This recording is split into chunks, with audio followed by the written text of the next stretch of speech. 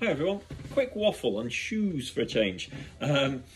Just wanted to sort of start with saying that shoes have become a fairly complicated sort of setup now. So we've gone from a few years back where it was all about the distances that a shoe could do. So you get your 5k shoes, your 10k shoes, you'd get your 10k, your half shoes, your half, your marathon shoes. It's now becoming very clear that you can pretty much do whatever distance you need to in nearly every shoe that we sell. And it all comes down a lot to obviously feelings, biomechanics, which is all the things that we cover off in the fitting. So before I start talking about shoes specifically, I'm going to start by saying you need a fitting. Don't guess at shoes. Shoes are getting worse to try and guess at because they become so important to looking at each aspect with each individual, from how it fits on the foot to how you feel when you run, to how it works with your biomechanics, to how your injuries and your niggles respond. And that you just need that fitting, you need that time spending on them. It's not a case now of just putting your foot into a shoe and going, they're comfy. There's so much more that could go horribly wrong in the wrong pair of shoes. So that's where I'm starting off, is don't just guess at this. And whatever I say from this point forward, I'm going to give you some of my thoughts on, we're going to talk specifically about the Hoka range, because we've got a lot of different versions in the range. So if we start off, we've got at the top here, you can see we've got the Mafate Speed 4, and then next up underneath we've got the Speed Go 6. So both trail shoes. The Mafate for me works a little bit more, or works a little better in more sort of rough ground. It works better in more technical ground with that 5mm lug.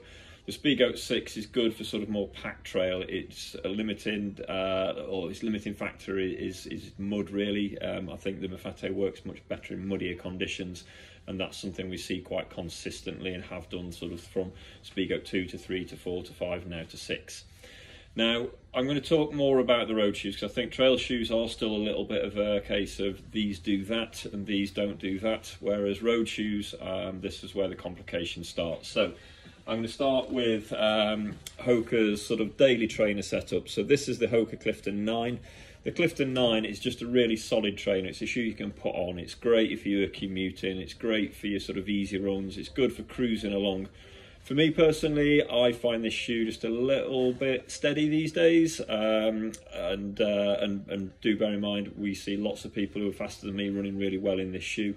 But I just find it's got a nice bounce. It's got a lovely feel on the upper, so super comfortable. I've still got some 8s that I kick around in now because they're so comfy. But I just think in terms of pace, I just don't find the pace comes that easily for me with the rocker profile in these. Now that said, fantastic daily trainer.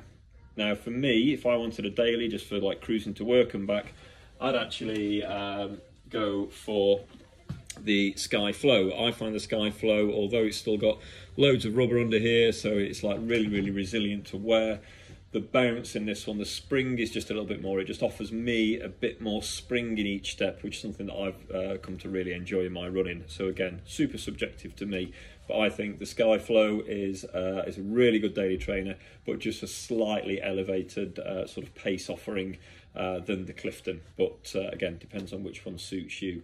If you find that the arches have rubbed in your Cliftons over the course of time but like the feel, a Sky Flow could be a really good option for you because it's just got that slightly lower arch support in there, and it is a slightly narrower shoe than the Clifton as well, in my opinion. So if you've got wide feet, most of the shoes in their standard fittings, the B or the D, depending male or female, yeah, can sometimes come up a little bit snug. Now, once we come away from those daily trainers, where we get into something that's a little bit more excitable, so sort of more up-tempo training, we're into the Mac range. Now, Macs for me have been just such a consistent shoe in my last few years. So I've trained through probably, what, 2-3 pairs of Mac 4s. I've certainly had 3 pairs of Mac 5s. I'm just coming towards the end of my first pair of Mac 6s. And I've just always found the shoe really good and really versatile.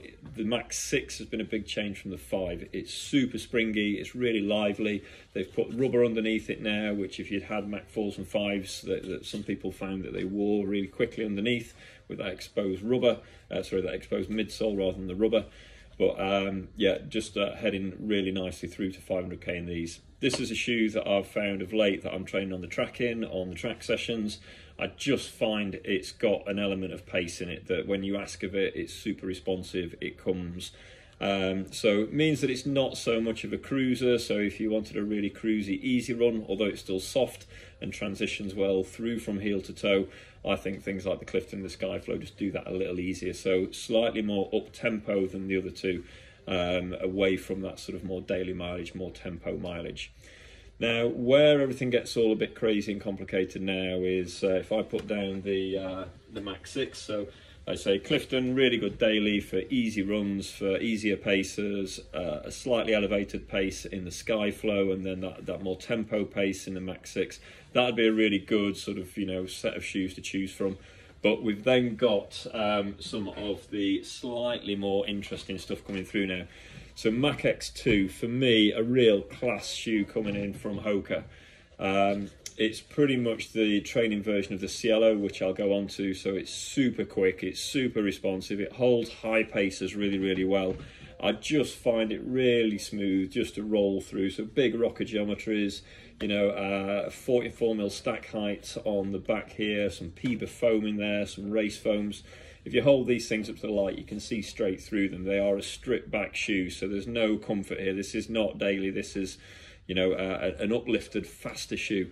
You might be able to see just inside here, but there's very little padding around the back. It's it's very much got to fit the foot well to be comfortable. It fits my foot really well. I'm really excited about getting some of these outside and off of the treadmill to give it some proper testing. But feedback we've had from this shoe has been fantastic, really, really good so far. Again, for the people that it's suited. So if we're then looking at those higher mileage, faster session shoes, this has a P-Bax plate tied in with that PBA foam, and that's what's making it feel a little bit more special, a little bit more racy. So I'd say this is a really good shoe for quicker recoveries, bigger sessions. So a very different thing to using the Cliftons, the Skyflows, and the Max 6s there. So cracking shoe. We then move over into a shoe that I'm training in on occasion. I really like this shoe. It seems to be more of a bit of fun, but it does have a pretty serious side to it. So again, huge wallop of PBA foam in there. It's got this super high, illegal for competition stack height. It is carbon plated, you can see the carbon plate in there, but this shoe's a little bit of a weighty shoe in comparison to something like the stripped back Mach X2 there, or the Max 6. This super bouncy, super fun shoe is really good for, just looking after you on long runs. It's got that really nice energy return. The weight does start to, certainly if I do a longer run, I do start to feel the weight of the shoe a little bit when I get tired, but the spring and the pop sort of offsets that. So it's not a shoe for racing. I have done I think I'm right in saying I have done just like a local 5K in these as part of a morning commute. And I certainly felt that it was a heavier shoe towards the end of a 5K effort. But for things like interval sessions, for short blasts, so if I'm doing sort of 15 or 30 second pickups, or a set with 1 minute on, 1 minute off, these are fab. These are really, really good. And again, just that sort of nice return of energy, that nice protection on the joints. Feet feel great throughout, but with that high stack height can be really unstable. Most people form a very quick opinion on this shoe, where they either love it or hate it.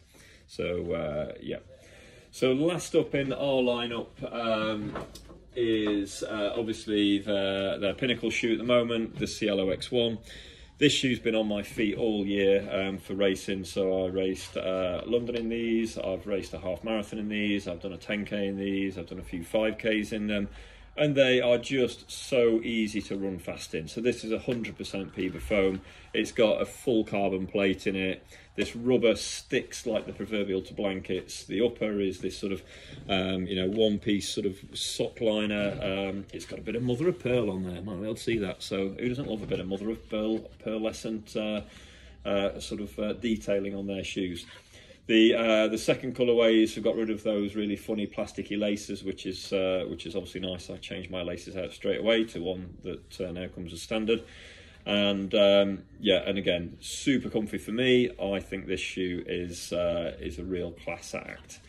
So where does that sort of bring us? Obviously, I've just waffled on about my thoughts there. So what I'm saying is we've got everything from the Clifton, those easy miles, through to that Skyflow with the spring, through to the tempo of the Mac, through to the sort of, you know, really fast, hard, long training of the Mac X2, to the springy bounce of that Skyward X, to the ultimate race sort of shoe with the CLO X1s.